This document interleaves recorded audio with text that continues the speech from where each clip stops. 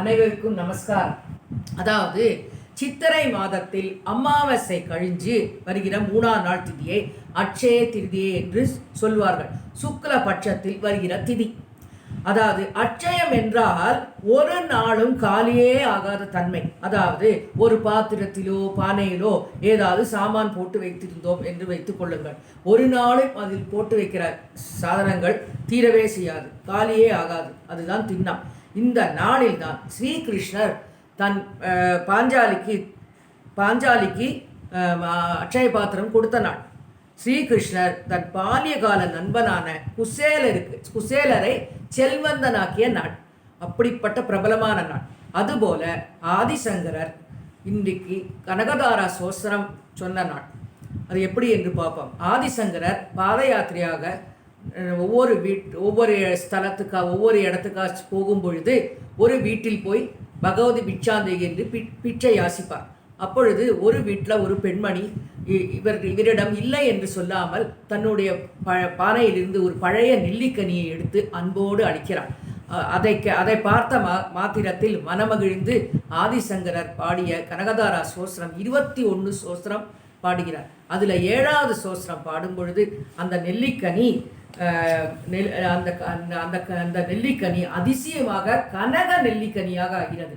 எப்படி என்று பாருங்கள். இந்த ஸ்லோகம் சொல்லும் பொழுது விஸ்வாமரேந்திர பதவி பிரமதான தட்சம் ஆனந்தகேதுரதிகம் முரவித்விஷோபி ஈஷன் நிஷிதது மகீஷண ஈஷனார்த்தம் இந்திவரோதர சகோதரம் இந்திராயாக இந்திவரோரத சகோதரம் இந்திராயாக என்று 7வது ஸ்லோகம் பாடும்போது அதிசயமாக நெல்லிக்கனி சொர்ணம் கனக தாரையாக பொழிகிறது.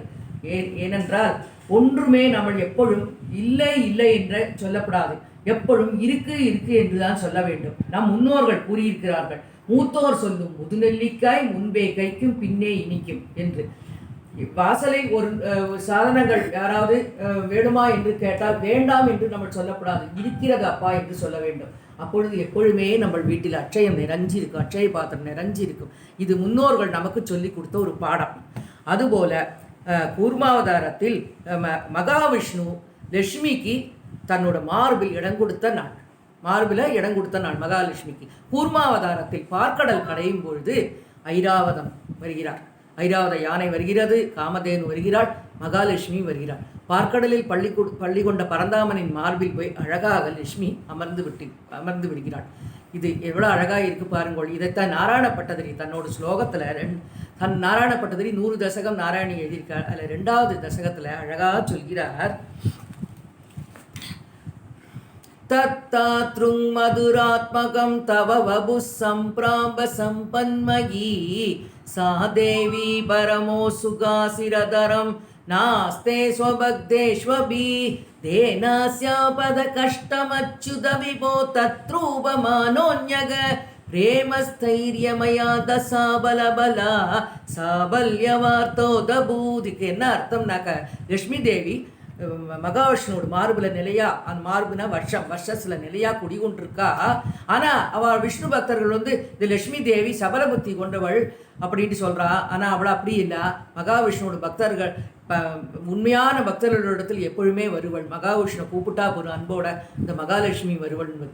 அதுபோல இந்த புனிதமான நாள் தான் மகாலட்சுமிக்கு மார்பில் இடம் கொடுத்த நாள் அட்சய திருதி. அதே போல குபேரனோட கணக்கு எப்படி போட்டாலும் 72 வரப்பட்ட நாளும் இந்த திதியில தான். அதே மாதிரி அரிசி, கல்லுப்பு, மஞ்சப்பொடி, பைசா இதெல்லாம் நிறையாம எப்பொழுதும் குறையாம அந்த பாத்திரத்தை பார்த்துக்கணும். நம்ம அரிசி டப்பாவில் அரிசி காலியாகவே படாது, எப்பொழுதும் ஒரு பிடிச்சி எப்போது இருக்கணும். மஞ்சப்பொடி, கல்லுப்பு இதெல்லாம் எப்பொழுதும் நிரக்கணும். இதெல்லாம் ஐஸ்வர்யமான உள்ள ஒரு பொருட்களாக்கும். அதெல்லாம் நம்ம முன்னோர்கள் சொல்லி கொடுத்தது தான் நம்ம இப்போ நினைவு கூறுறோம் இதெல்லாம். அதுபோல் லாஸ்ட்டு இதோட சொல்லி இதை முடிக்கிறேன். இப்படி இந்த பொன்னான அட்சய திருதி நாளில் தங்கம் வாங்கணும் என்று எல்லாரும் ஆசைப்படுகிறார்கள். ஆனால் சில பேர் அப்படி நினைக்கிறார்கள்.